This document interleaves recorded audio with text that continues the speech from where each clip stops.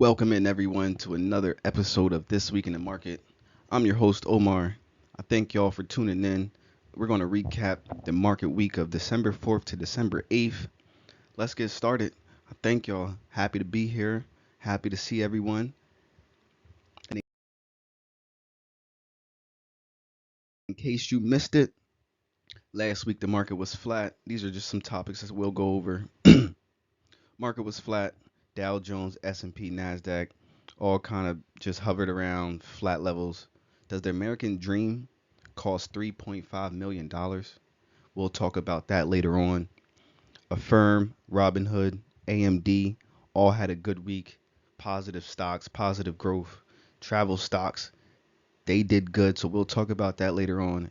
And Bitcoin, good old Bitcoin, still climbing over $44,000 for the week. So let's get started proceeding forward.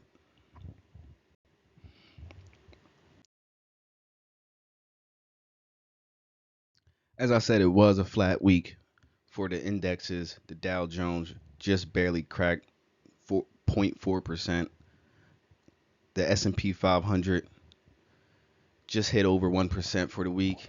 And if you look at the tech-heavy Nasdaq, they almost hit 2%, 1.7% in growth for the week. So it's not the worst week. However, I think investors would have liked to see more, um, more growth, but we'll take what we can get. If we move on to the Magnificent Seven, we'll see that this is where all the action was mostly. Tesla was up almost 3%. Good old Facebook Meta just keeps metaing, up over 5% for the week. Microsoft up 2%. Nvidia with a nice little rebound, plus 4%. Apple, the Titan, Apple, plus 3.5 almost percent. Google up over 4.5%, and Amazon plus 2%. So this is why it's important to hold a few of these stocks in your long-term portfolio, because when the market is flat, there's always a bull market somewhere. That's what people say. So I think that just having one of these in your portfolio will always try to keep that thing pushing up, moving forward. So definitely try to invest in one of these if you haven't already. Pick your top two, top three, and you can't go wrong with none of them. So as I said before, the travel stocks are booming around this time of the year. It's typically when people like to travel, people want to go on vacation because it's cold. No one wants to go outside, so they're trying to go where it's hot. They're trying to go where it's warmer, where the beach is. That's what I'm trying to do. So that's why these stocks is good ones to hold around this time.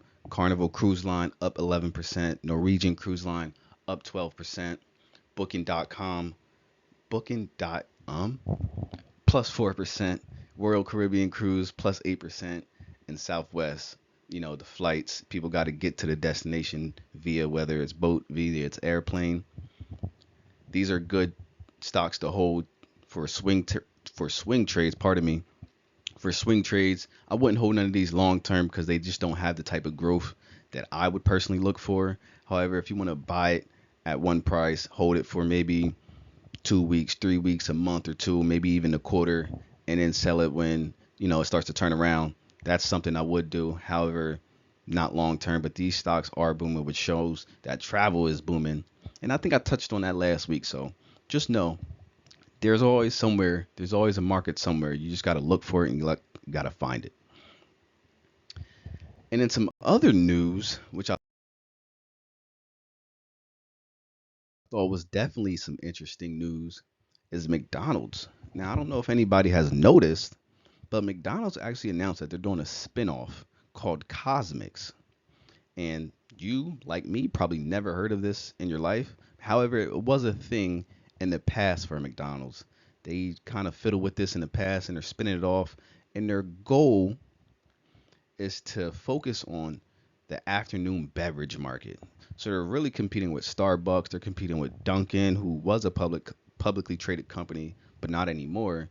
So they're trying to tap into that market because apparently during the afternoon they kind of have downtimes, and they want to address that downtime by spinning off and selling some things for the afternoon consumers. And I have a list of their menu for the types of things that they'll be selling at Cosmcs. So just get used to hearing Cosmcs because it's going to be a thing. So they have things like Galactic Boosts, which are like frozen drinks, um, berry hibiscus sourade, blueberry ginger boost, island pick me up punch. These are some of their frozen drinks. They're selling iced teas and lemonades, sweet teas, green teas, slushies, and frappes. These are the types of things that they're going to be selling. Chai frappe boost, popping pear slush, okay. Churro frappe, that sounds kind of interesting. A cold brew frappe, okay. Bruised turmeric spice latte. So, people like that sort of thing. Cappuccinos, lattes, chai lattes, mochas, black teas, green teas. More of the, whether it's cold, whether it's hot. This is a beverage. This is going to be a beverage type of store. So just know that, you're not going there for your typical quarter pounder. They're having a different types of food options. So speaking of food options, let me scroll down here. They will have egg McMuffins. They'll have sausage McMuffins, Oreo McFlurries, spicy queso sandwich. That sounds interesting. Creamy avocado tomatillo sandwich. You never know. It might be one of those ones. And of course, McMuffins, like I said before, hash brown bites, pretzel bites, snack box, cookie butter McPops, apple cinnamon McPops. I think those types of things may go a long way for that, person who wants a little snack, something sweet, but nothing too heavy. So little poppers. And then of course they have cookies, like I said before, ice cream, McFlurry, sundaes, and then your typical Coke product. So will this work? I don't know.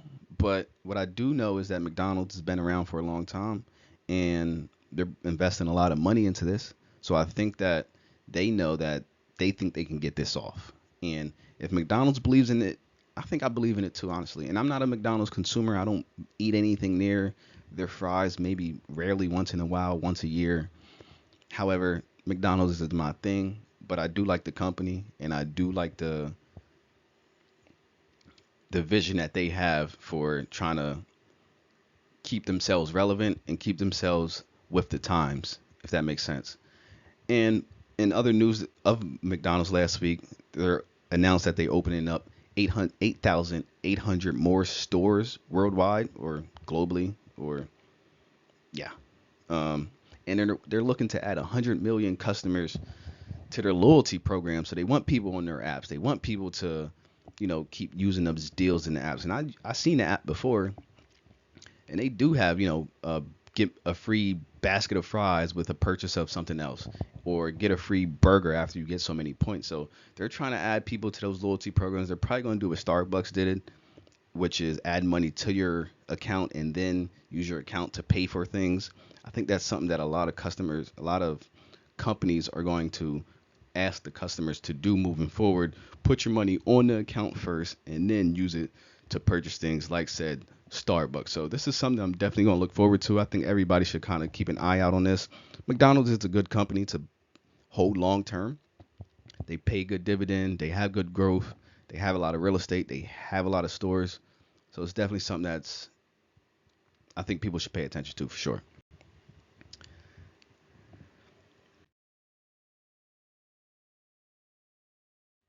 And then in other news, AMD announced that Meta and Microsoft will buy their AI chips. If you know, Nvidia's chips are the preeminent chips. However, they are expensive. Nvidia's AI chip, sorry, costs $40,000 per chip, where Nvidia said we'll come in, we'll offer you a good quality product at a fairer price.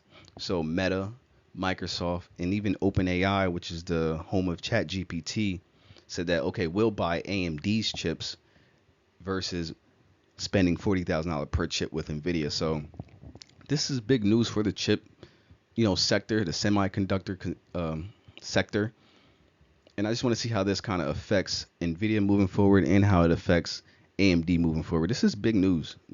Meta, big company. They're in the Magnificent Seven. Microsoft in the Magnificent Seven. So two of the Magnificent Seven are already saying, okay, and Nvidia's in the Magnificent Seven, so this is definitely going to affect AMD positively. And how will it affect Nvidia? Only time can tell. But this is definitely something that I'm paying attention to, and I think other people should pay attention to as well if you're in this space. And as I said earlier, does the cost of the American dream cost $3.5 million? Well, according to Investopedia, which is an online site where it has a lot of investing information and a lot of money management, it's a great website if you haven't been on it before. However, let's break this down a little bit just to kind of touch on some key points. First thing, the average cost of a home with mortgage insurance is north of close to $800,000 over your course of your lifespan. So this is how much money you'll spend over the course of your life on your home. Close to $1 million, 800,000, just a little shy of it. Average cost of a wedding and engagement ring, $35,000. Now, we all know weddings can get expensive. We all know rings can get expensive.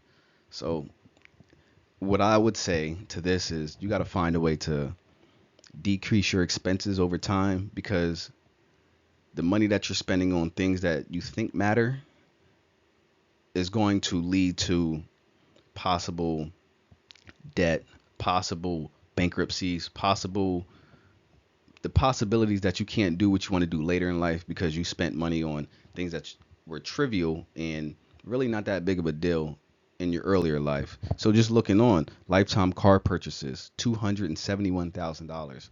Now that's a quarter of a million. That's more than a quarter of $1 million. And you got to think, if I'm spending $271,000 on car purchases, and especially if you have the same car your whole life, or you keep buying new cars every few years and getting, what do they call it, getting car payments, and the average car payment nowadays costs $700 per month. Who wants to spend $700 per month when rent is damn near $1,000 a month? You're almost spending your rent on a car.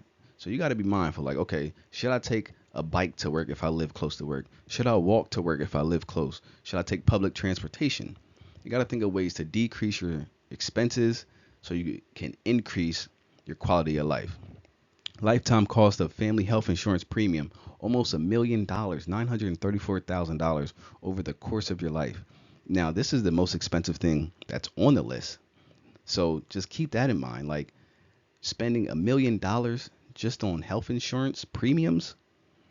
I'm sure, like, obviously we all need health insurance, and health insurance is one of the things that you should invest in too. So how could you invest in it? You can buy companies like Progressive, or buy life insurance, whole life insurance policies, or you got to find ways. You got to do your research. You got to find ways to not spend this over the course of your life. The average amount needed to retire, $715,000. Now, if you're 65, I think that's retirement age, and you got $715,000 to your name, how long would that last you? Will it last you 10 years? Will it last you 20 years?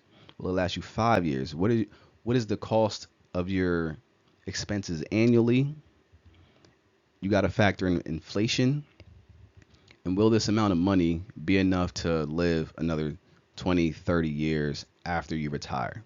So if you retire at 65, 64, and you got $715,000 at a minimum, how long would that last you at the lifestyle that you want to live? So I think there's a thing, I can't remember it, but I'll find it and I'll let you guys know. I don't want to take up too much time, but just imagine these costs. The cost of a funeral, almost $8,000. The cost of a pet over the lifespan, almost $70,000. So for you pet lovers, you dog lovers, cats, you're almost spending almost 100 grand just to take care of a pet. And we ain't even talk about the cost of raising two children until 18. That's more than $500,000. So obviously that's expensive. That doesn't factor in the cost of college, which is down there in the bottom left. So you got to find your ways to increase your income, decrease your expenses, and live the quality of life that you want to live. Looking ahead, as always, I'm still trying to check out and see if this December rally continues, if it stays flat where it was for this week, or if things kind of take another step up. So we'll continue to monitor it. We'll look at the Magnificent Seven because that is the market movers, those top 10, 12, 15 companies. And then of course I got some watch list stocks for this week. Uber moving to the S&P 500. We'll see how that affects Uber. It's already been positive for Uber. It's been up at 52 weeks high. I think it's trading around 60 something dollars now.